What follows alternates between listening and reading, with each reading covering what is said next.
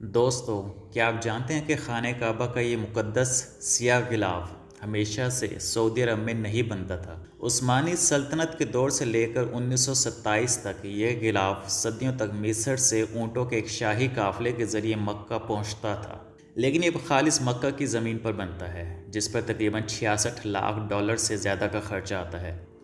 اسے بنانے کے لیے 120 کلو گرام خالص 24 کیرٹ سونے کے تاروں اور 100 کلو گرام چاندی کے تاروں کا استعمال ہوتا ہے۔ پہلے یہ غلاف 9 ذی الحج کو بدلا جاتا تھا، لیکن اب سعودی حکومت کے نئے قانون کے مطابق اسے ہر سال یکم محرم الحرام کو تبدیل کیا جاتا ہے۔ لیکن سب سے بڑی خوشخبری یہ ہے کہ اب آپ خود اپنے ہاتھوں سے اس غلاف پر سونے کا ٹانکا لگا سکتے ہیں۔ جی ہاں، آپ جب بھی عمرے پر جائیں تو اپنے ٹور آپریٹر یا مکہ کے ہوٹل ریسیپشن کے ذریعے کسوہ فیکٹری کا گروپ پرمٹ لیں۔